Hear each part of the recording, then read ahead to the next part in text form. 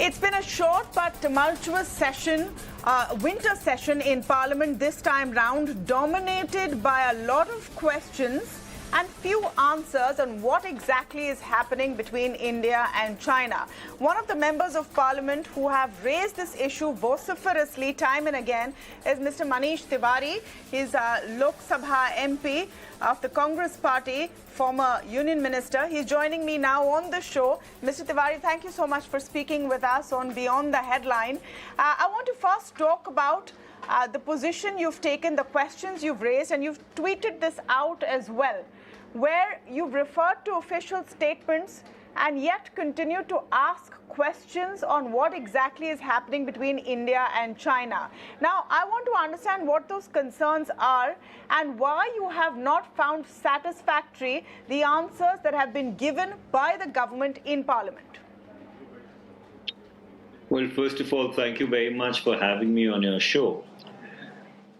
If you were to rewind back to 2012, ever since Xi Jinping became the General Secretary of the Chinese Communist Party and subsequently the President of the Republic of China, you have an unfortunate situation whereby there has been a general belligerence and aggressiveness in the Chinese position vis its neighbors.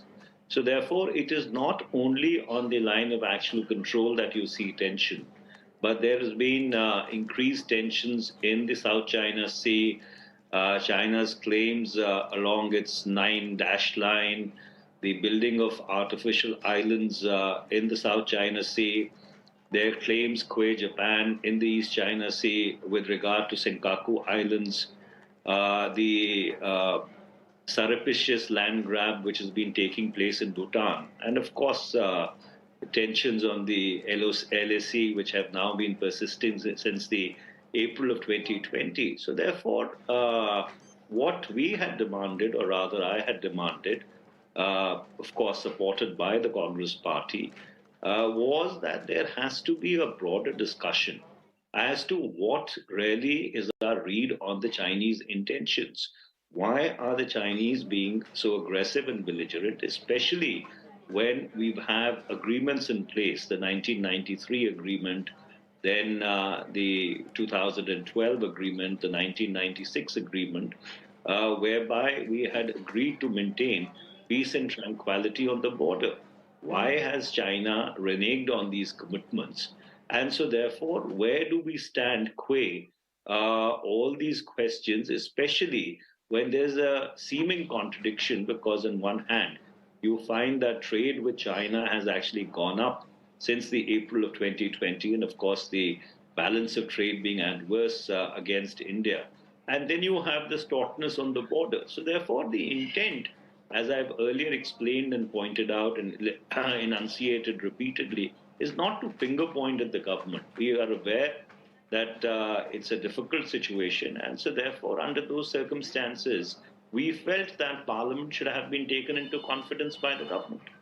So the response, Mr. Tiwari, from the BJP, those in the government, has been that the Congress Party's position on the recent scuffle between India and China is anti-India.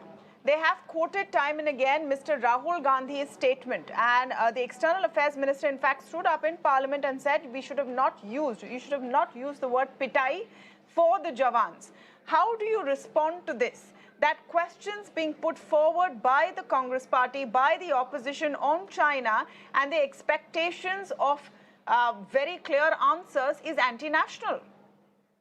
Well, that's a laughable deflection, to put it very mildly.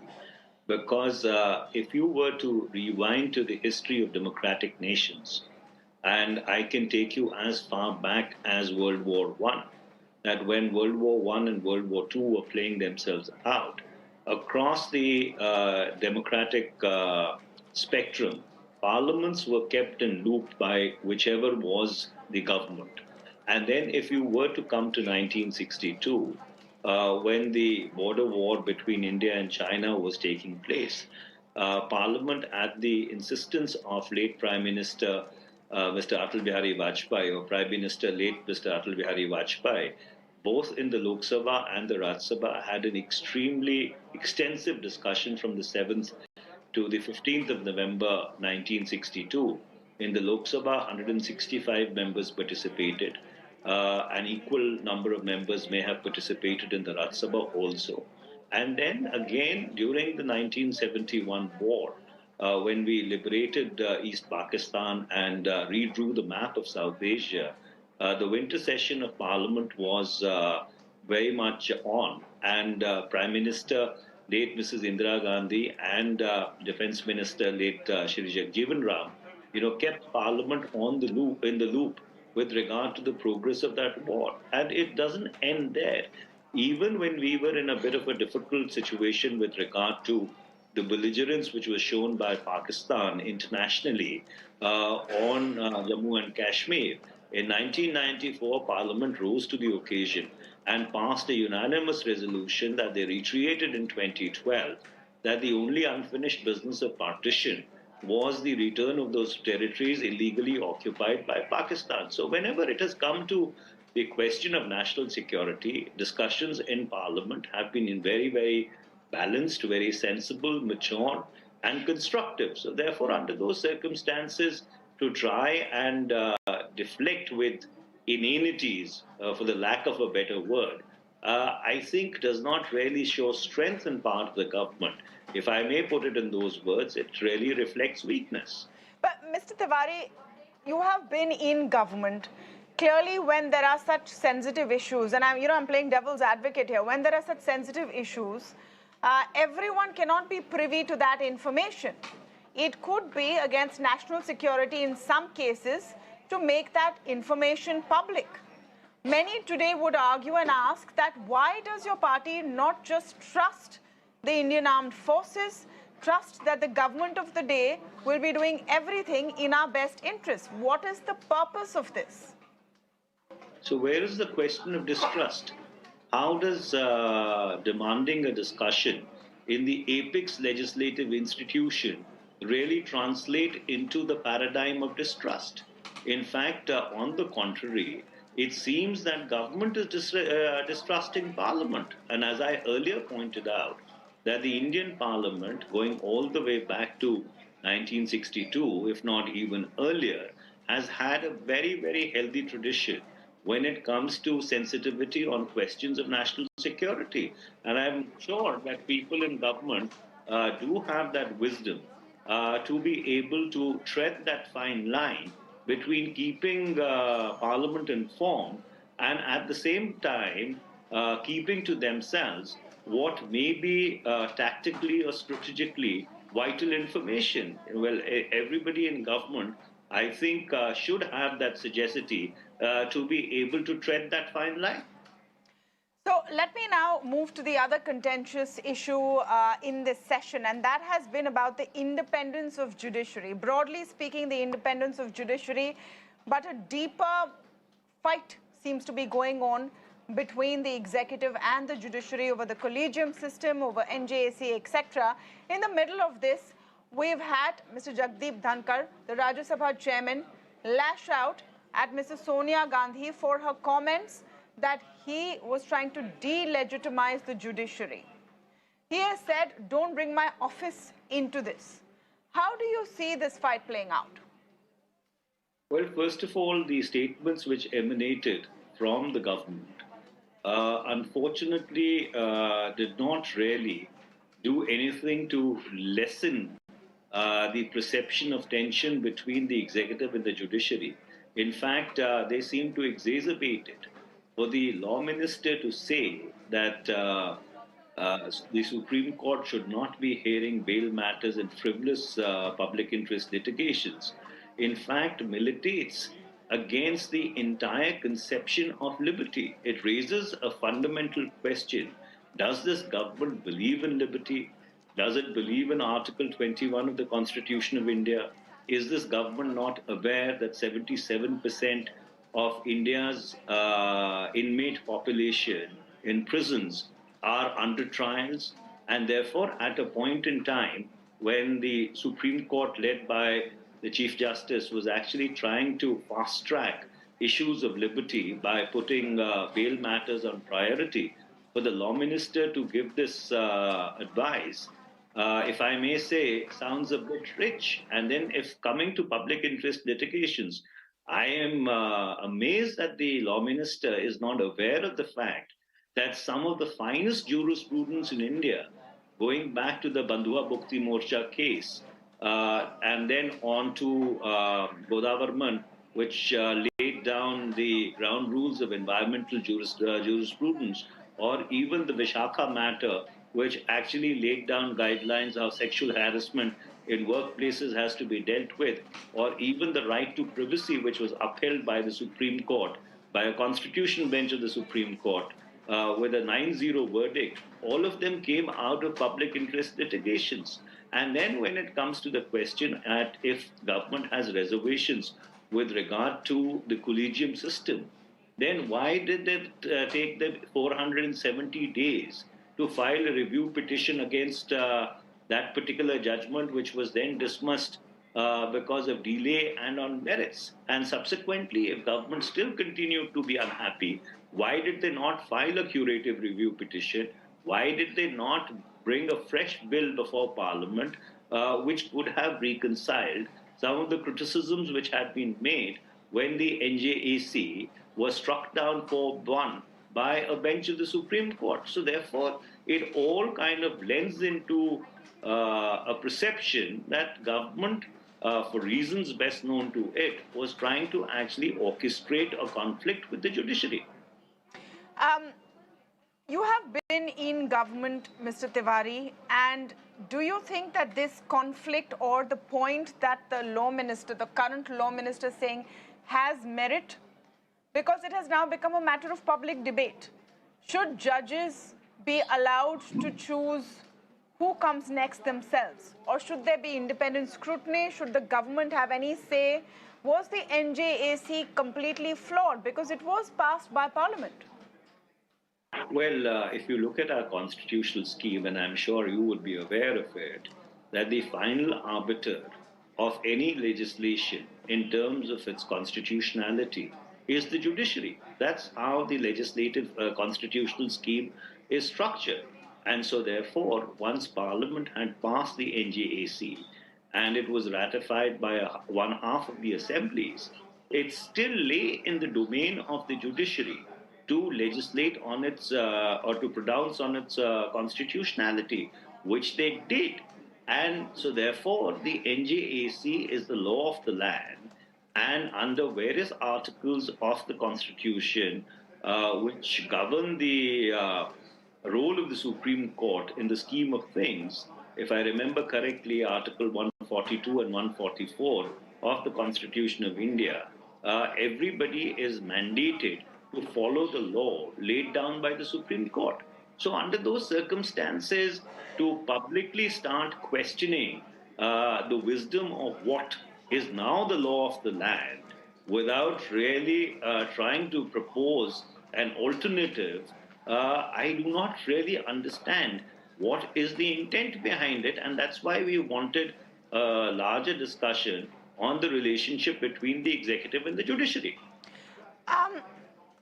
But the belief is that there may be another form of the NJAC coming soon. The counter argument to what you've just said, Mr. Tiwari, is often that does Parliament that represents the will of the people have no right to make laws? Can the Supreme Court or can the courts strike it down if this is reflective of the will of the people? And secondly, do you think that there will be another NJAC, or is there a need to re-look at another form of the NJAC? Of course, the Supreme Court can strike it down. The Supreme Court is well within its right to strike it down on the touchstone of constitutionality. And if I remember correctly from the top of my head, the NJAC was struck down primarily because the court in its wisdom felt that it impinged upon the basic structure of the Constitution. And as you are aware, that after the Kesavanand Bharati judgment in 1973, the basic structure of the Constitution is beyond the amending power of Parliament.